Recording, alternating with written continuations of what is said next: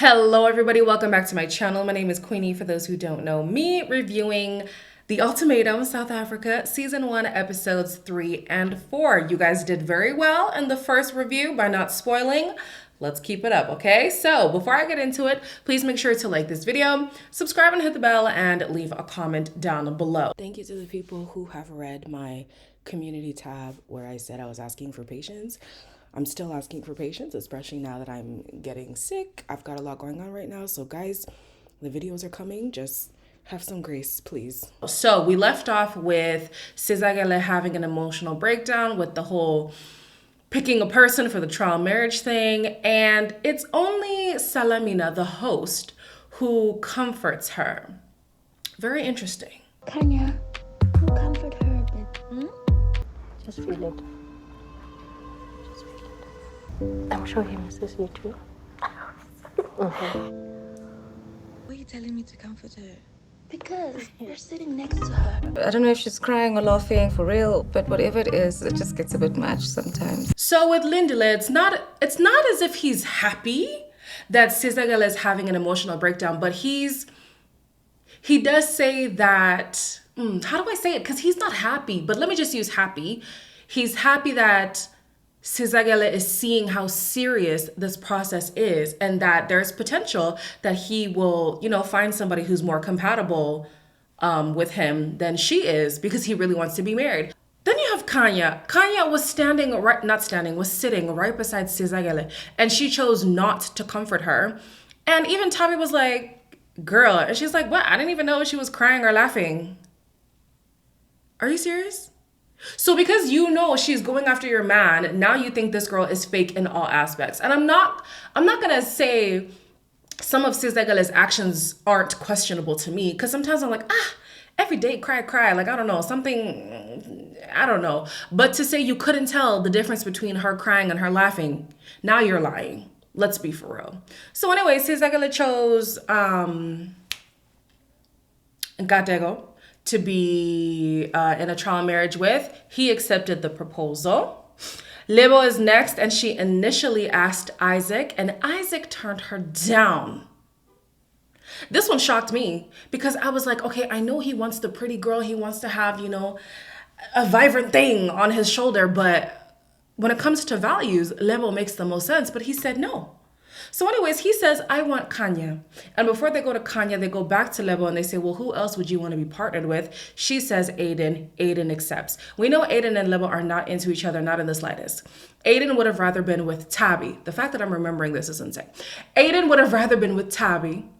But because now he was put in a situation where, Lebo's already been denied. You don't want to embarrass her twice, right?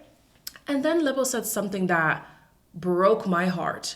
We know that she is insecure. Her boyfriend says it. She says it. But then she said, I'm used to disappointment. So at this point, I just prepare for it. And this is not the first time she says that. She'll say it later on in episode 4 as well. And I'm like, what life is this? To just expect things to not go your way, to expect disappointment to come all the time, that you just expect the worst to happen in life.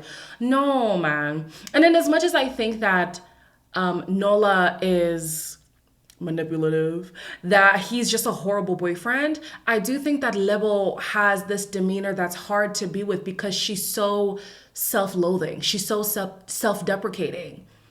And at some point, you don't want to deal with that, Like, you're going to have to build yourself up, sis, because you can't have people around you always building you up. You have to stand for yourself, too.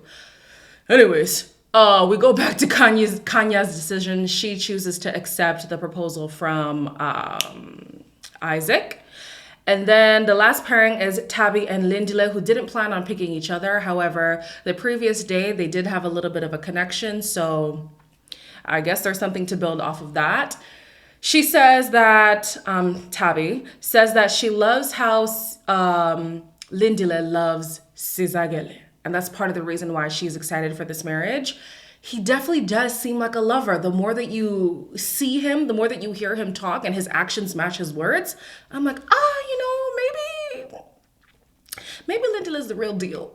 Maybe he is. And even at the beginning, Siza said, basically one of the reasons why she loves him so much is that he loves her so much. So he seems like a very serious guy when it comes to love. Gatego and Sizagela are hitting things off, and it's no surprise. He's a charmer. She feels things very strongly. So honestly, it looks like they've been dating for a while. Can we like go to bed? You wanna go to bed? Yeah, I am tired. Good night. Where's your whip? It's my hand. Oh, you're thanking me. I dare you to kiss me right now.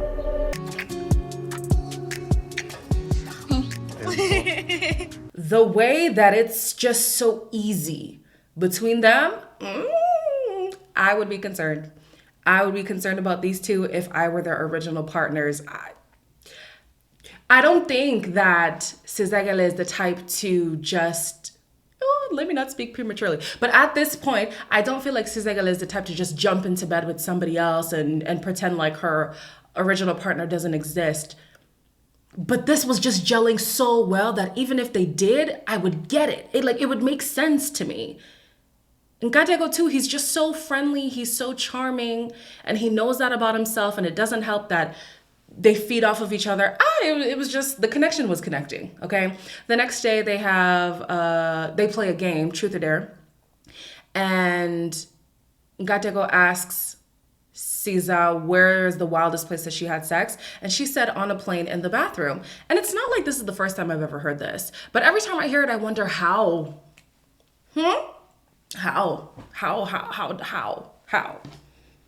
Unless I'm flying, in these horrible planes, there's just not enough space for just me, let alone somebody else, let alone sex. We have a few couples who are on their best behavior so far. Khanya is, doing the cooking and the cleaning, especially because it's Isaac's birthday. She feels like, he should have a peaceful day. That's probably the only day he knew peace, dealing with Khanya, but we'll wait for that. Then we have Genesis, who's also cooking for Courtney, so she has a meal when she comes back from work. Apparently, this is something that Genesis doesn't do on a regular. So we know that he's being on his best behavior for this trial marriage, right? Then a couple who's just getting on a little too well is Nola and Ruth. Great tasting food like this in a long time. I would love to have dinner with my mom. She passed away on my birthday. My mom passed away when I was 3 years. I tried to appreciate women by any means necessary. Thank you for opening up, because I feel like most guys don't open up. Thank you for letting me in. Thank you for opening up to me. I'm developing these feelings for Ruth. Lebo did say that Nola has a problem with communication, but so far he's doing a good job. He was able to be vulnerable, talking about his mom's passing and how that affects his relationships with women. I actually thought it was a very good conversation. I was surprised. From Nola, I was surprised. Let me preface what I'm about to say with the things that Ruth was saying at the beginning. In the first episode, when she was talking to Nola, she said, "I'm feeling love vibes, Nyana." I said, already. Day one, love vibes, okay? Day two, they were already talking about Mr. and Mrs. Is it Masego? Mr. and Mrs. Masego. I said, all right, okay. This is what, 7? Day 8? Sex. Whoa.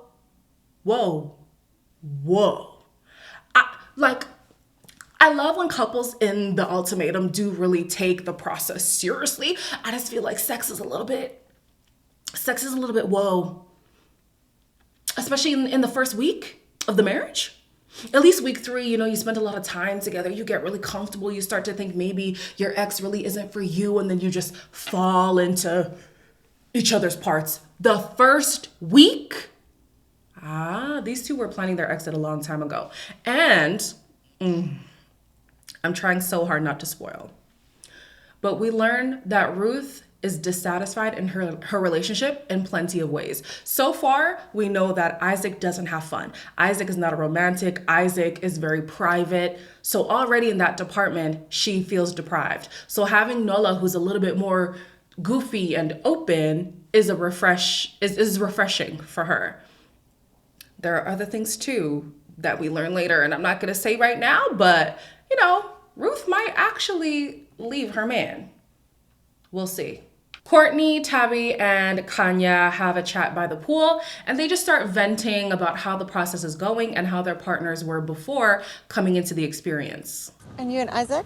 Ah, man, so far so good. Nothing major. He does the majority of washing up the dishes. That's one of the things that I did have an issue with Genesis. So now I have Lindile who cleans and washes dishes. If she could, I don't think she'd go back. Kay is quite, I don't know, maybe that's making him and Sisagele get along. Both of them. So you think Kay is fake? He is. Just giving me those looks, and I'm like, this is not a contest. It's not a competition. So she probably went for Gateko because now Genesis was taken by Courtney. Isaac is definitely her karma. So she thinks that SZA is fake. And like I said earlier, I can kind of see how sometimes SZA's reactions to things makes you think, how genuine is this? But I think the main reason why she thinks SZA is fake is because she's with her man. Let's be honest, okay? Then she's also talking smack about her own her own boyfriend, saying that he's fake too. So why are you with a man who's fake? And why are you issuing an ultimatum to a man who you perceive as fake? Make that make sense to me, okay? Tabby is happy with Lindile. She says that he's a great house husband. He cooks, he cleans, he's attentive, he's affectionate. She's having a great time. Courtney, not so much. Courtney has been picking up the slack for Genesis when it comes to the domestic stuff, but she's still not having regrets. So I guess that's fine. Even Tabby said, you know, before coming here, Genesis is the type to not really do housework. So that doesn't surprise her at all.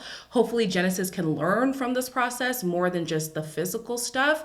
He seems, I don't know, he seems to have had this like fairy tale vision of how the process would go and doesn't really want to put in the work. Gatego and SZA have a few conversations about kids and marriage. And even though they don't fully align on their beliefs, they find a middle ground. And I feel like they have really good conversations. I don't know if I want to have kids or not, so.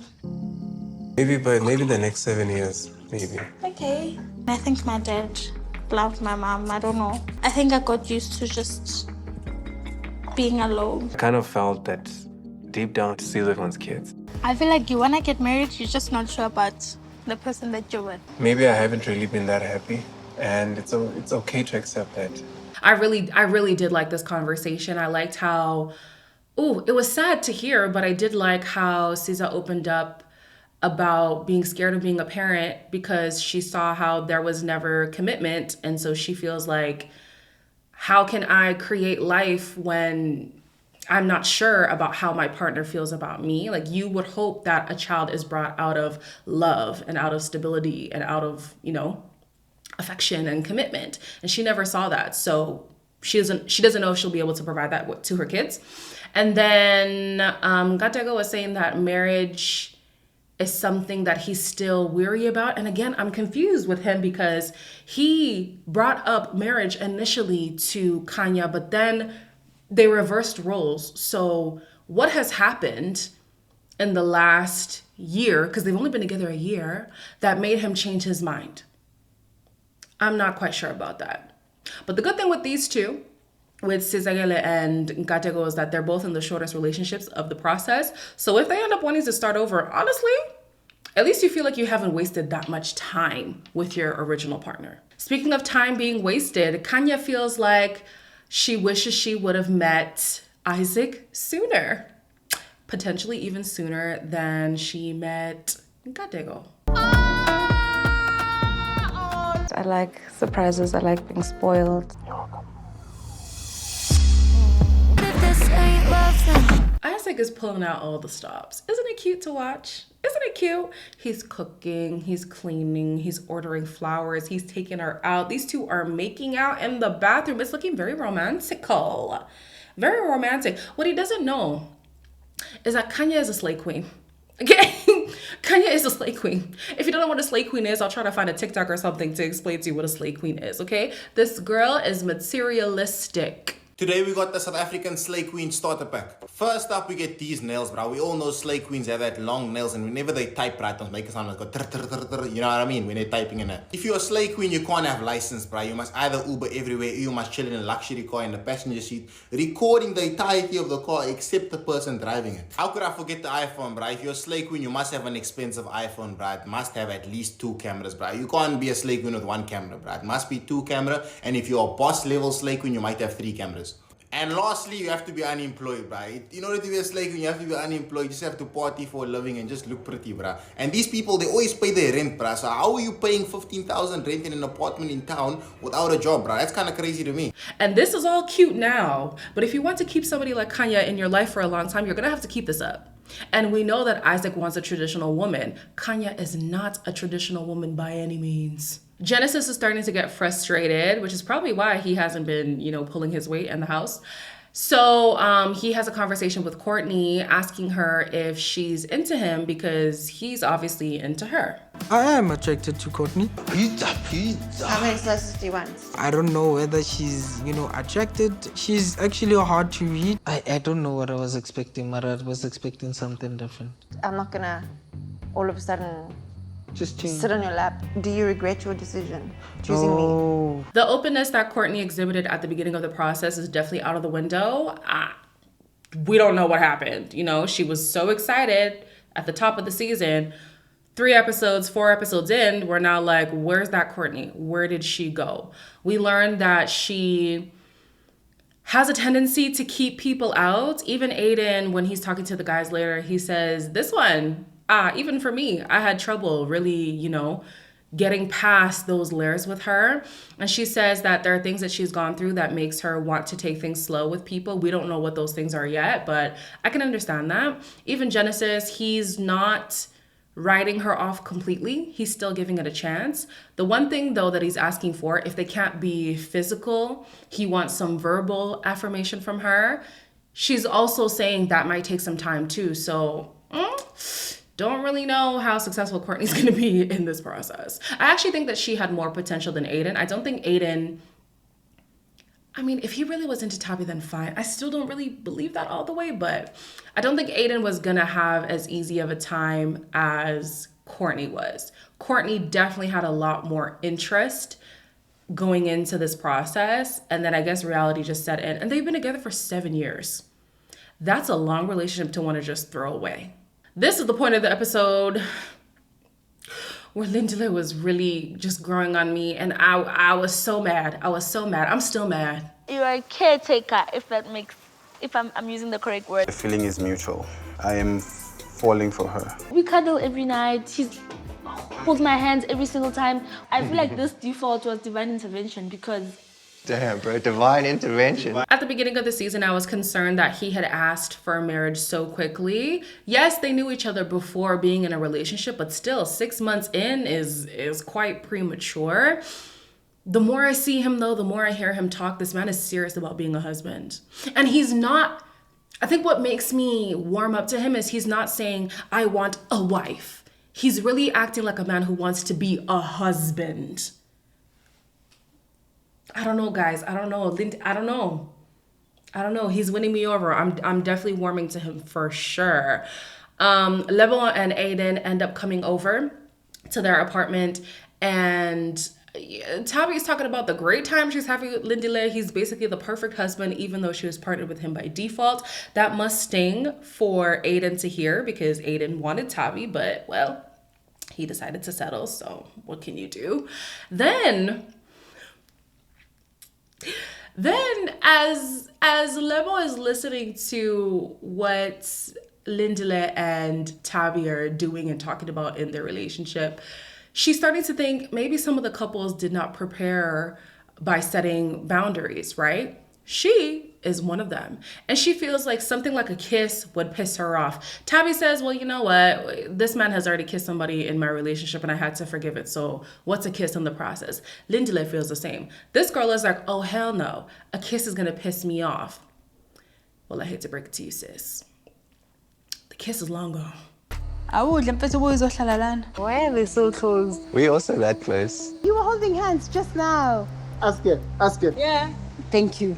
He's denying it. How could we hold hands like this when we're in bed? I feel like she was invading our privacy. They need to do the process the way that they think. Exactly. You should have left. I know. I tried so hard. Level baby, let's be honest.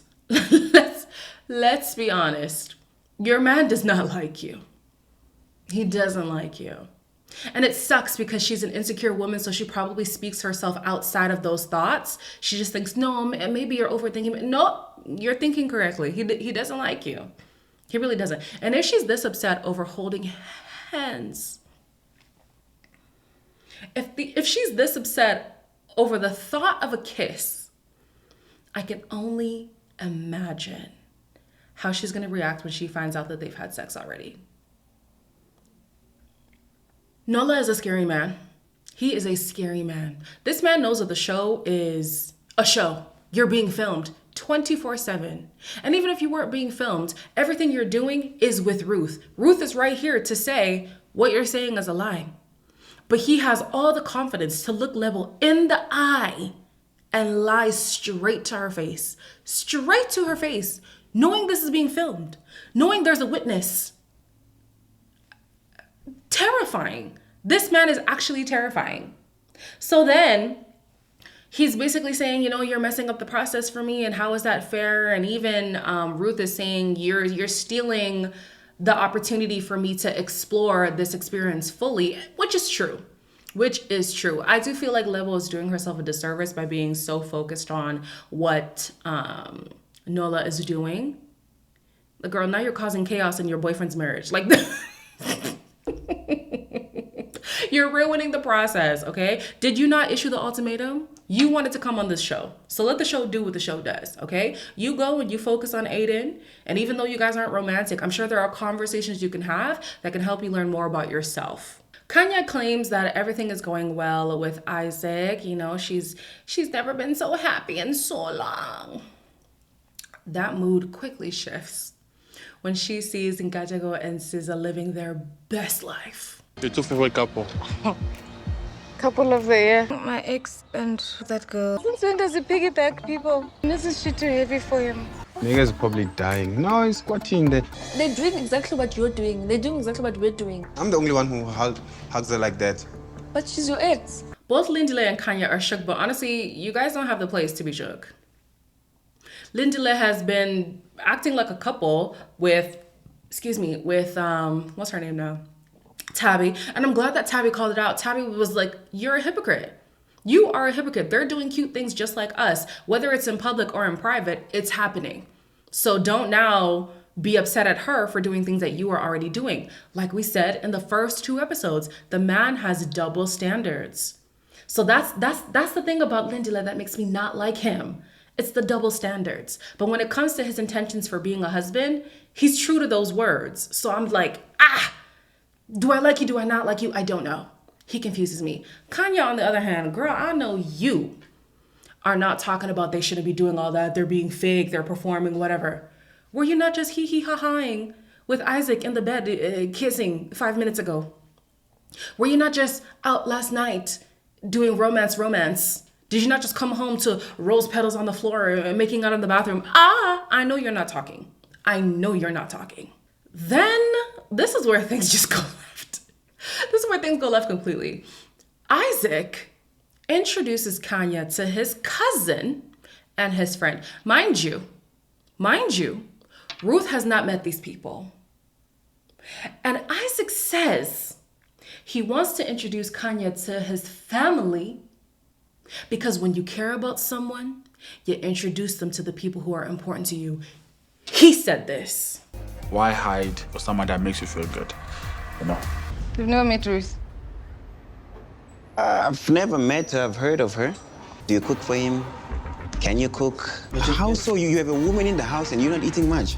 I know how to cook, but I don't enjoy cooking. I'm only marrying someone who'll get me a chef. I'm joking. Wow. I am so glad that these two are partnered together. They are each other's karma. And it is so beautiful to watch. So beautiful. So things are starting to settle in for Isaac. He's realizing, Miss Slay Queen doesn't want to be a house girl. I mean, even still, if you're a wife, you shouldn't want to be a house girl. You should just get a house girl. Khanya is the type of wife who would hire a house girl rather than be the house girl. You know what I'm saying? And this man and his friends are like, but you're a wife. You're supposed to do wife things. And Kanya's like, I will do wife things, which is being pampered, being taken care of, spending your money. I will do those things, no problem. So they're starting to have some tension, these two, okay? Like we said earlier, Khanya was on her best behavior, especially on his birthday, but that quickly changed. She hasn't really been cleaning after herself. The dishes has become an issue, okay? And he says that he's upset because he leaves the house clean and then he comes home and it's messy. And she just tells him point blank, I don't care. I don't care. And as much as I agree with, which hurts for me to say, and as much as I agree with Isaac saying, you know, we're both supposed to be pulling the weight here, like, I leave it clean, why is it messy, whatever. I think the way that he brought up the conversation was going to trigger Khanya, regardless of what he's saying. So you can be right, but the way that you bring up the conversation is going to determine how the person responds. And Khanya says, nobody told you to clean up. Nobody told you to wash dishes in this household. Nobody told you that. So don't be mad at me. Don't bring it up to me. It's not my problem. Now, I wonder who she thinks is going to do the cleaning. If he already cleans after the both of them, who's cleaning after herself? I don't know. Earlier, they also had a conversation about marriage and the role of a woman in relationships. And she says, I'm not going to be a parent. It is not the job of a wife or a girlfriend to be your mother. And he was like, it's not being a mother, but it's taking care of your man. And she's like, no, not doing it. Let's move on. Lastly, we see Genesis, Courtney, Nola, Ruth, Nkateko, and Caesar go to a couples yoga class. This is the most physical that Genesis and Courtney have been through the process, and it was very beneficial for them. Literally the first time that Genesis and I are getting closer. I know the color of Courtney's eyes, but I just haven't stared at them. Genesis, don't jump! Why are you jumping? Not the bumps. I probably should have just pushed myself a little bit more. I may have been holding back for a little bit too long. The component that's been missing from Courtney and what's his name? Genesis is the physical part. He feels like, okay, so if we're both attracted to each other, like, why aren't we doing more? And I wonder what else he's doing in the absence of the physical. Are they having intimate conversations? Are they fostering an environment where she feels safe enough to be physical with you? Like, come on, Genesis. But anyways, this did help in their connection. We're seeing Courtney be a little bit more vocal. And speaking of her being vocal, she has a talk with Nkateko basically saying, be careful of Khanya and how she treats you, because the way that this is going, you're going to end up being her punching bag. And as much as I agree that there's a potential for Nkateko to be a punching bag as far as Khanya is concerned, I'm also not under the illusion that Nkateko is unproblematic. The man has his issues for sure. For sure. How are you going to bring up marriage and then change your mind when she brings up marriage? How are you going to be upset when she's friendly with people when you are friendly and borderline flirty with other people? The man also has double standards similar to Lindley. No, Nkateko has issues too, and it's easy to pick on Khanya, but he's a problem. So I think that they both need to work out some kinks in their relationship. Anyways, as always, please make sure to like, comment, share, and subscribe, and I will see you in the next one.